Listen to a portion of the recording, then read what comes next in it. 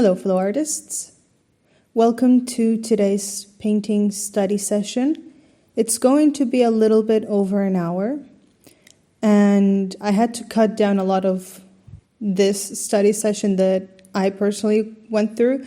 It was a total of 4 hours, so I cut down a lot of the breaks in between and a lot of the brush going from the canvas to the palette, so you will mostly see the brush at work. Other than that, I hope you join me in creating studies of something you find challenging or something you would just like to study. And I hope you would like to spend some time painting with me. I will have only sound effects after I am done talking, so if you don't want those, and by sound effects I mean like ocean waves and that kind of thing, which is in line with the subject. So if you don't want those, you can just mute it and focus with your own music. But yes, I hope that this can give you a little push in spending some time painting, and I give you about an hour to do so. Paint or sketch whatever you feel like you need to. My microphone decided to go haywire. I think it might have fallen and all the sounds have become this. It's about 3 hours of footage of just this sound, so I'm just going to do a quick voiceover of what I went through during this session, and I'll just put some background music and let you focus in your own painting as well if that's what you would like to do. Otherwise, just scroll through and see what I did with the harbor scene. But yeah, here we go. So these two paintings that I'm going to be tackling, which are of the same image, is part of a series inspired by Vilanova i la Geltrú, which is located in Catalonia. It's going to include seascapes and some lively carnival scenes. And I did mention in some previous videos that this is the new series I'm going to be tackling. I did mention it's a seascape series, but it is a little bit more than that. It's about the place that the restaurant, which I'll be putting my works up, is located, which is in front of the sea, in front of the harbor, and near a lighthouse. And when my paintings are going to be up on their walls, it's going to be carnival season. So they told me that they wanted the carnival scenes and the seascapes. So that's what I'm going to be studying for the next few painting sessions that I'm going to be doing. So I'll be honest, and you've seen it in the title, I have never painted a harbor. I have never painted a boat. And it was a really intimidating subject. Harbors are visually dense. There's a lot going on in the middle ground, especially with all of those boats everywhere and just filling up the space into the distance. So to tackle this, I had to work through a little bit of a block, and I found myself putting it off because I was just thinking about how overwhelming and how much small detail there was, and all of these feelings just overtook me and I didn't even know where to begin. So I had to rewire my brain for a moment and believe that I've done busy scenes before. It just took a lot more planning and a lot more patience to do them. So the goal for today's session is to simplify what I'm seeing and make the process a bit more manageable. I decided to do 2 different studies of the same scene to explore different approaches and see which one might work better for when I do the bigger version. So for the first study, I'm sketching directly with the paint and paint thinner. I'm focusing on merging some of the shapes together so that I don't have to deal with all of the detail. It's not necessary. So by doing this, I'm trying to capture the overall structure of the harbor, the different horizontal lines, some of the sky, and some of the foreground boat shapes that we see. So the idea is to create a general impression rather than a fully detailed scene right from the get-go. And later in the process, I can add the lighter and the darker shapes on top to hint at the details of the boats in the background, giving them form without painting each one individually. And this is true to my process. If you've seen some of my previous paintings, especially in the previous series, I tend to be very messy at the beginning, just merging a lot of things and then really hone in on the details. And just shaping things up the further I get into the progress of the painting. So I'll say that this was very challenging. It's a very busy scene and it can feel chaotic, but it was important to be patient and to trust the ugly phase of the process. Every painting has one. And I just needed to rewire my brain to believe that even though this is a new subject, you've done this before many times. It's going to be okay.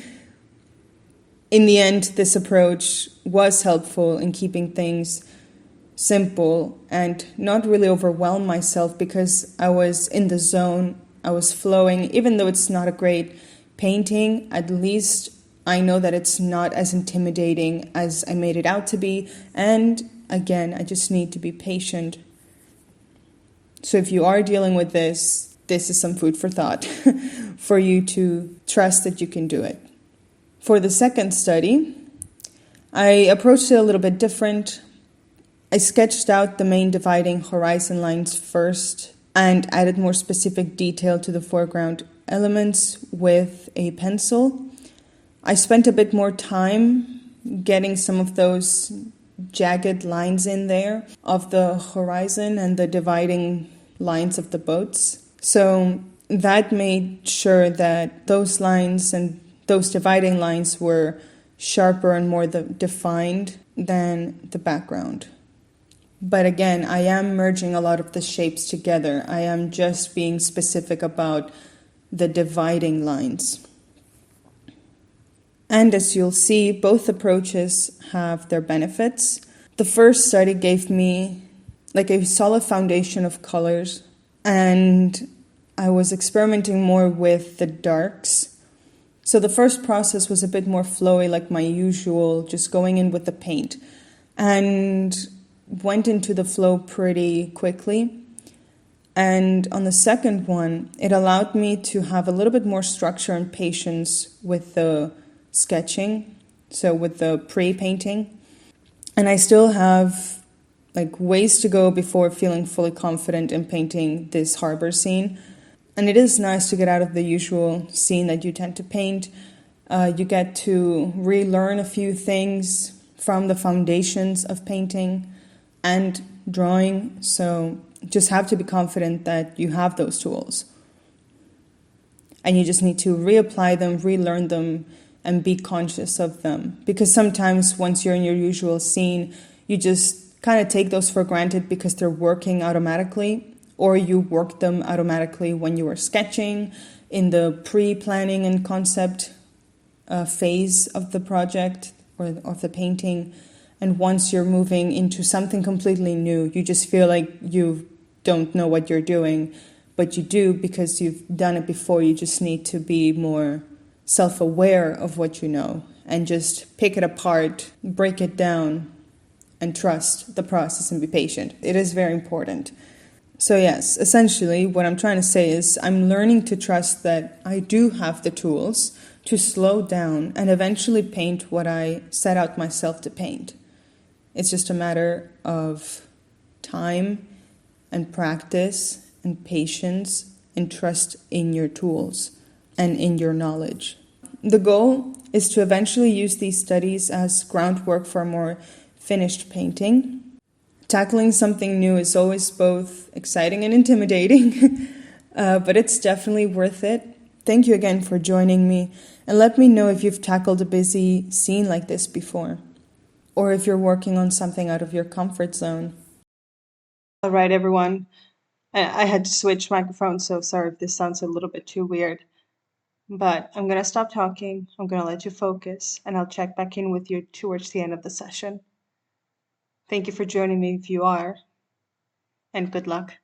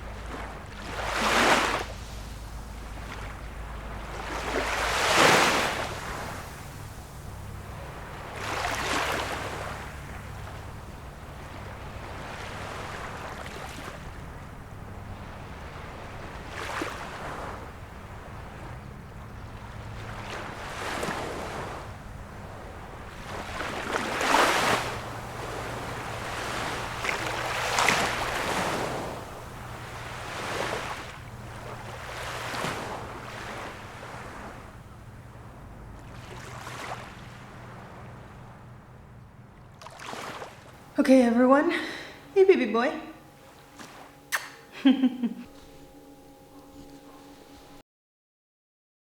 Study painting, or painting study, or after painting that study. There you go. I mean, I probably already mentioned this through a voiceover, but this really is the first time I've painted boats and such busy scenes.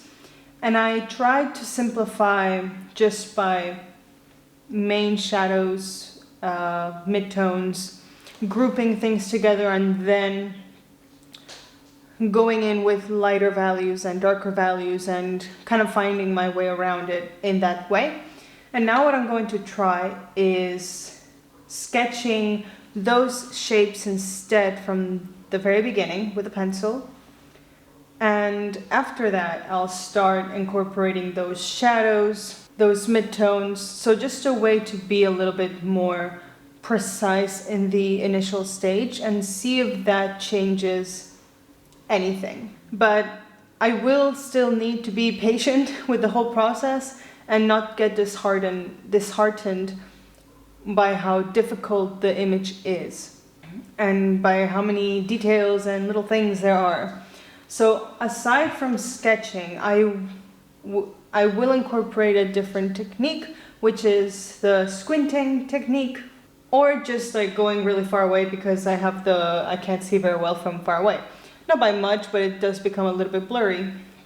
So I'm basically applying that in this study. It is going to be the same image. Well, most of all, because it is a very difficult scene, and this is one of the images I am planning on painting for my actual series that is going to be on display at a restaurant. And I don't want to have a shitty artwork up there. And by shitty artwork, I mean, I don't want a painting that looks like a study up on those walls. So if I do simplify, and it looks really simplified, as long as the marks look intentional and purposeful, then I don't think it'll be bad. I just want, oh wait, sorry, I'm just gonna start with the far away. No, I want it low. So, I mean, I don't know how that may sound. Like, even though this is a restaurant, after all, it's not a gallery, it's not a place of prestige at all. It is still a place where people can see my artwork. And even though this is a subject I have not done, really ever, I still want to try my best, give my best output out there by applying the same methods and the same principles and foundations as any other painting, as I would in any other painting of mine, which is focusing on the shapes, going big to small, not focusing on the detail until the end, or like as you're moving in on those shapes, we can then, sorry, I lost my train of thought. Applying principles, right. So as long as I'm applying what I know of painting and drawing, then I believe it should be fine. I'm going to end up using a big brush. The reason for that is, now that I've had a trial, I'll be doing slightly better, at least at simplifying. And detail-wise, that's going to take some time.